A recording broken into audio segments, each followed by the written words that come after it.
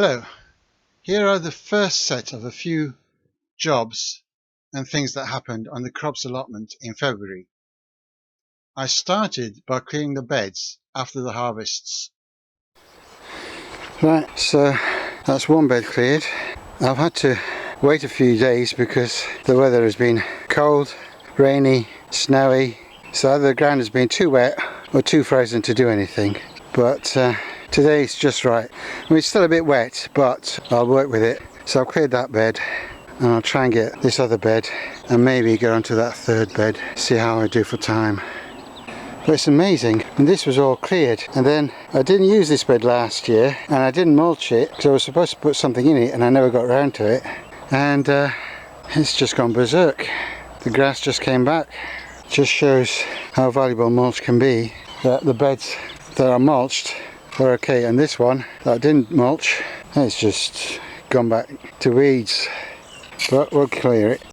The other day I had to rush off and it's been absolutely horrible weather, snowing, and the ground has been either covered in snow or frozen.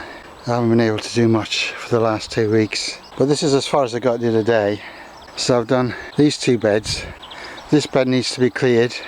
This rose could do with a prune. It's amazing, these beds were all cleared, and then last year with the other allotment I didn't spend as much time here, and it's gone absolutely to rack and ruin. So I've got to clear this bed, and I've got a artichoke to put in here because the one I put in didn't do well, but somebody gave me another one, so I'm going to replace it with this one. But obviously I've got to clear all this stuff first, and before I do that I need to clear this stuff and clear the stuff that's under that tarpaulin, which is mostly perspex sheeting and things, and some bits of greenhouse and conservatory aluminium, so I need to sort them out, put them somewhere else for the moment. So I'll see how it goes.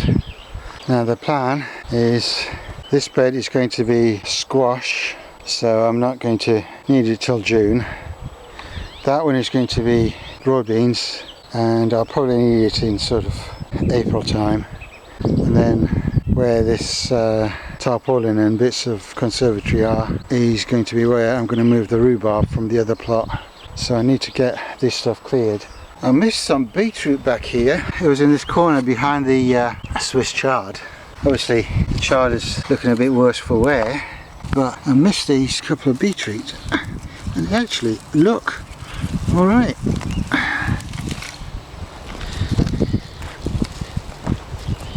They feel firm.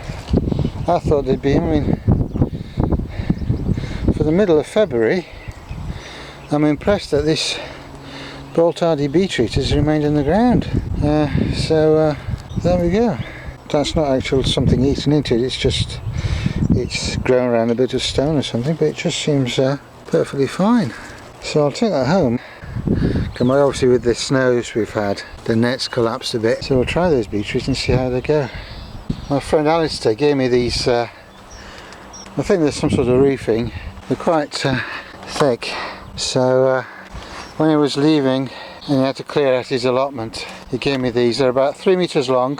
A couple of them are shorter, but the rest are 3 meters long, and this one is half the width of the others. But I think they will make perfect protection for the broad beans, because they're quite thick, and they're about 50 centimeters high.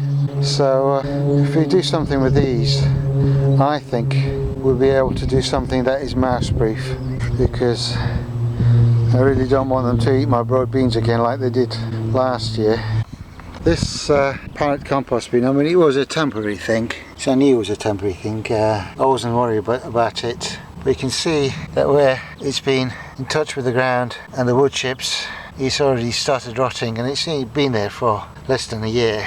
So it goes to show that you do need to put any pallets and things on something to lift it off the ground. But these, I knew it was only a temporary compost bin, and we get pallets delivered here all the time, so they're a disposable commodity around here. Once we've done with them, once they start falling apart a bit, we give them to people who've got boilers and heaters in their greenhouses and sheds, and to just use them as firewood. So wasn't worried about these ones, but the ones that I build later, which are going to be permanent compost bins, then I will raise them on something so we don't end up with them all going mouldy and rotten within 2 years. Well, that's a couple more jobs done. My plan was to continue cleaning the beds, but something else happened that made me change my plans. You'll find out what in the next video. So goodbye for now and come back soon.